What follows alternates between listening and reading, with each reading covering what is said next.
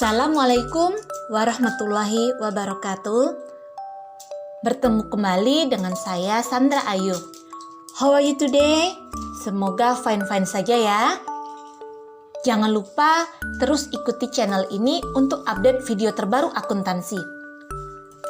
Kali ini kita akan membahas tentang profesi akuntan publik. Oke, let's start our class. Pertama, kita akan bahas tentang CPA, kepanjangannya Certified Public Accountant atau akuntan publik bersertifikat. Jadi, untuk menjadi seorang akuntan publik bersertifikat atau CPA ini tidak sembarangan orang yang bisa. Setidaknya harus memenuhi 3 persyaratan. Apa saja syaratnya? Yang pertama, educational requirement, artinya persyaratan pendidikan. Biasanya yang akan menjadi CPA ini minimal itu harus seorang sarjana atau S1 jurusan akuntansi yang sudah menyelesaikan pendidikan dasar yang sesuai dengan kredit semester di bidang akuntansi. Yang kedua, persyaratan ujian CPA yang seragam. Biasanya ujian ini melalui sistem komputer. Bidang yang akan diujiankan akan kita bahas selanjutnya. Dan yang ketiga, experience requirement, artinya persyaratan pengalaman. Kalau hal ini biasanya bervariasi. Ada yang mulai dari tanpa pengalaman sampai yang berpengalaman minimal 2 tahun. Kita lihat CPA examination section. Jadi ini adalah bagian atau bidang yang akan diujiankan saat ikut atau mengambil CPA. Yang pertama, bidang auditing dan atestasi. Kemudian, akuntansi dan pelaporan keuangan.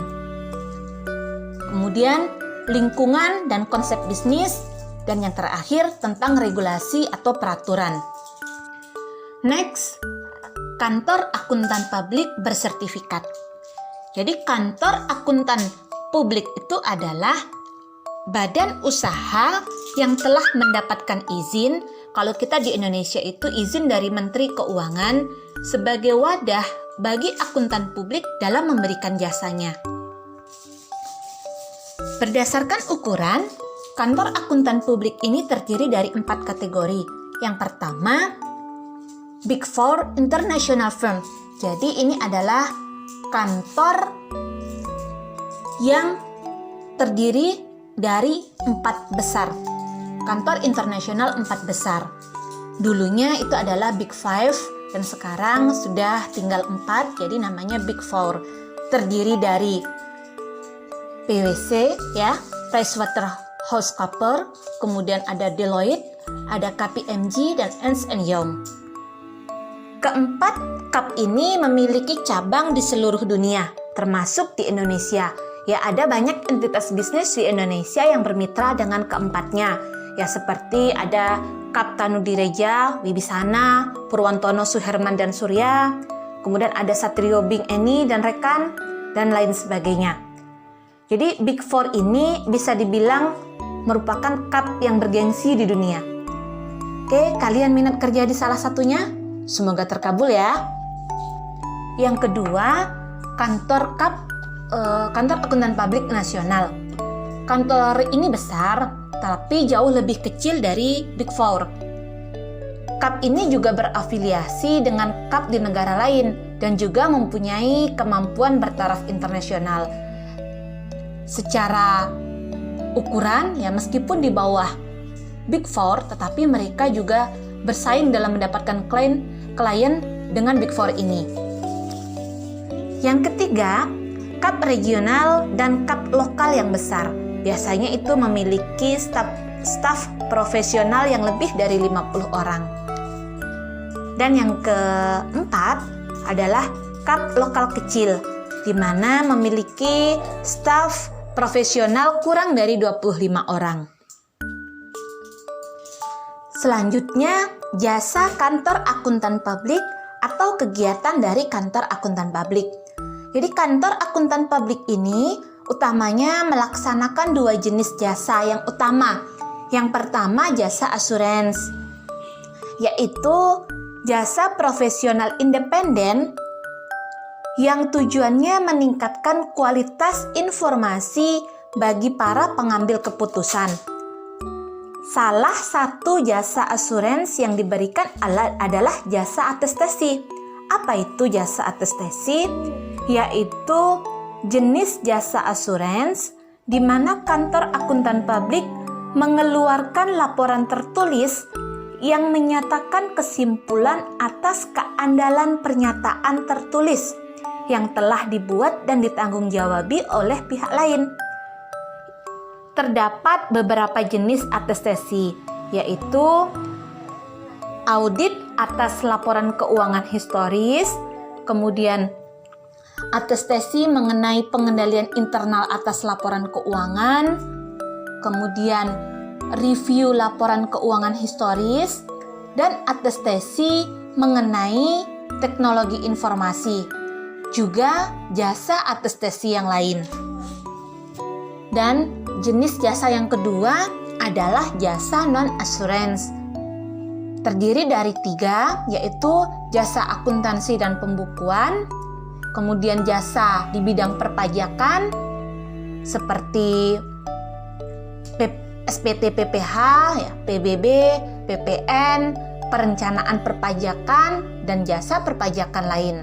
Dan yang ketiga, konsultasi manajemen, yaitu dalam hal peningkatan aktivitas operasi.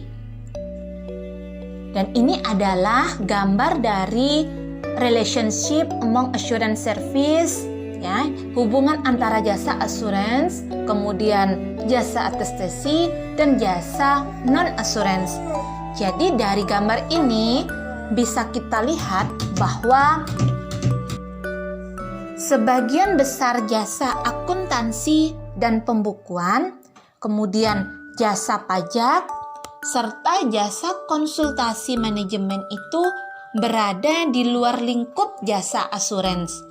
Meskipun ada beberapa area umum yang tumpang tindih antara jasa konsultasi dan asuransi.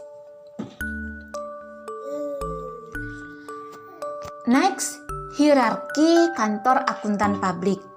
Kita akan lihat tingkat pengalaman dan tanggung jawab staf seperti gambar yang tertera. Yang pertama adalah asisten staf.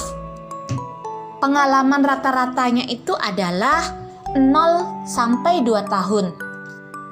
Tanggung jawab utamanya adalah melakukan sebagian besar pekerjaan audit yang terinci. Biasanya asisten staf ini adalah yang langsung turun ke lapangan yang melakukan kegiatan-kegiatan yang lebih detail. Kemudian ada auditor senior atau penanggung jawab dengan pengalaman rata-rata sekitar 2-5 tahun. Tanggung jawab utamanya adalah mengkoordinasikan dan bertanggung jawab atas pekerjaan lapangan audit, termasuk mengawasi dan mereview pekerjaan staf. Selanjutnya, tingkat manajer dengan pengalaman rata-rata antara 5-10 tahun. Tugas utama adalah membantu penanggung jawab merencanakan dan mengelola audit, kemudian mereview pekerjaan penanggung jawab, serta membina hubungan dengan klien. Dan yang terakhir itu adalah partner. Biasanya pengalamannya 10 tahun ke atas. Tanggung jawab utamanya adalah mereview keseluruhan pekerjaan audit dan terlibat dalam keputusan-keputusan audit yang signifikan. Nah, seorang partner itu biasanya adalah pemilik kantor akuntan publik dan karenanya mengemban tugas akhir tanggung jawab dalam melaksanakan audit dan melayani klien. Kita lihat selanjutnya, ada istilah auditor independen. Apakah itu? Jadi auditor independen sama dengan CPA, yaitu anggota kantor akuntan publik yang bekerja secara eksternal untuk melayani masyarakat publik yang membutuhkan jasa audit. Auditor independen ini juga memiliki syarat. Yang pertama, harus bergelar akuntan atau certified accountant. Kemudian yang kedua itu adalah anggota dari Ikatan Akuntan Indonesia. Yang ketiga itu juga memiliki gelar BAP, bersertifikat akuntan publik atau CPA.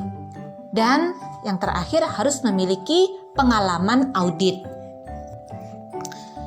Pembahasan selanjutnya yaitu tentang organisasi profesi akuntan. Jadi kalau di Amerika itu namanya American Institute of Certified Public Accountant.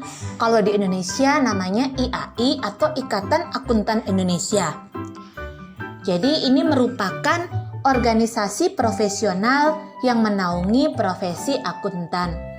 Tugasnya adalah yang pertama, penetapan standar dan aturan yang harus diikuti oleh seluruh anggota serta akuntan praktisi lainnya. Di antara standarnya itu adalah standar audit, standar kompilasi dan penelaahan laporan keuangan, standar atestasi lainnya, standar konsultasi, dan kode etik profesi. Yang kedua, penelitian dan publikasi. Jadi, organisasi ini itu juga menjembatani anggotanya untuk mempublish jurnal-jurnal atau riset terkait dengan akuntansi. Kemudian juga sebagai wadah untuk pelaksanaan ujian sertifikasi akuntan publik atau USAP. Dan juga untuk mengadakan pendidikan lanjutan guna mempertahankan lisensi untuk berpraktik dan memahami ilmu akuntansi yang terus berkembang. Kita akan lihat lagi standar auditing yang berlaku umum atau General Accepted Auditing Standard atau GAAP. Jadi ini adalah standar 10 terdiri dari 10 standar auditing yang berlaku umum. Dan itu terdiri dari 3 standar yaitu standar umum, standar pekerjaan lapangan, dan standar pelaporan. Kita bahas satu persatu yaitu standar umum. Di dalam standar umum, yang pertama, audit harus dilakukan oleh orang yang sudah mengikuti pelatihan dan memiliki kecakapan teknis yang memadai sebagai seorang auditor. Jadi di sini dibutuhkan keahlian dan pelatihan teknis yang cukup. Yang kedua, berkaitan dengan independensi dalam sikap mental. Auditor harus mempertahankan sikap mental yang independen dalam semua hal yang berhubungan dengan audit. Yang ketiga, kemahiran profesional yang cermat dan seksama. Auditor harus menerapkan kemahiran profesional dalam melaksanakan audit dan menyusun laporan. Yang kedua, ada standar pekerjaan lapangan. Yang pertama, adanya perencanaan dan supervisi yang pantas. Jadi, auditor harus merencanakan pekerjaan secara memadai dan mengawasi semua asisten sebagaimana mestinya. Yang kedua, pemahaman yang cukup tentang struktur pengendalian internal.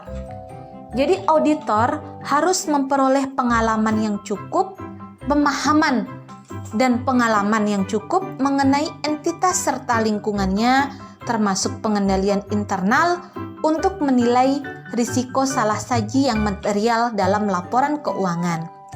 Dan yang ketiga, bahan bukti kompeten yang cukup.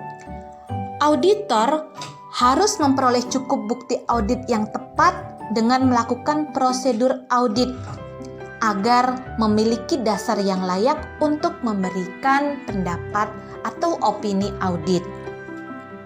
Dan yang ketiga, jenis standarnya adalah standar pelaporan terdiri dari 4 standar. Yang pertama, prinsip akuntansi yang berlaku umum. Auditor harus menyatakan dalam laporan audit apakah laporan keuangan telah disajikan sesuai dengan prinsip-prinsip akuntansi yang berlaku umum. Yang kedua, konsistensian. Jadi, auditor harus mengidentifikasikan dalam laporan audit mengenai keadaan di mana prinsip-prinsip tersebut tidak secara konsisten diikuti oleh auditi. Yang ketiga, pengungkapan informatif. Auditor harus menyatakan dalam laporan audit jika pengungkapan informatif belum memadai. Dan yang terakhir, opini keseluruhan. Jadi auditor harus menyatakan pendapat mengenai laporan keuangan secara keseluruhan. Jika tidak dapat menyatakan satu pendapat secara keseluruhan, maka auditor harus menyatakan alasan-alasan yang mendasarinya dalam laporan audit. Kita lihat standar mutu atau quality control atau pengendalian mutu.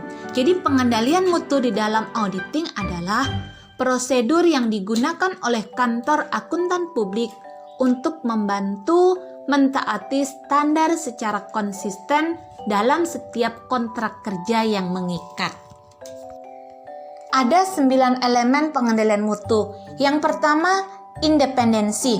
Jadi seluruh personel akuntan publik yang bertugas harus mempertahankan independensi dalam fakta dan penampilan. Itu yang paling penting yang sudah kita bahas juga di pertemuan sebelumnya, bahwa auditor itu harus kompeten dan independen. Yang kedua, penugasan para auditor. Dalam hal ini, auditor harus memiliki kemampuan dan pelatihan teknis yang memadai. Yang ketiga, konsultasi. Auditor harus meminta petunjuk dari para ahli bila menemui kesulitan dalam pelaksanaan audit. Kemudian yang selanjutnya, supervisi. Jadi harus ada kebijakan dan prosedur untuk memantau pengendalian mutu lainnya ditetapkan atau dijalankan secara efektif. Kemudian pengangkatan auditor. Selanjutnya pengembangan profesional, promosi, penerimaan dan pemeliharaan hubungan dengan klien, dan inspeksi. Jadi ini digunakan untuk menunjang 8 unsur yang di atas. Oke, sampai di sini dulu pembahasan kita tentang profesi akuntan publik. Terima kasih atas perhatiannya. Jika ada pertanyaan, silahkan hubungi atau kirimkan email seperti yang tertera. Assalamualaikum warahmatullahi wabarakatuh.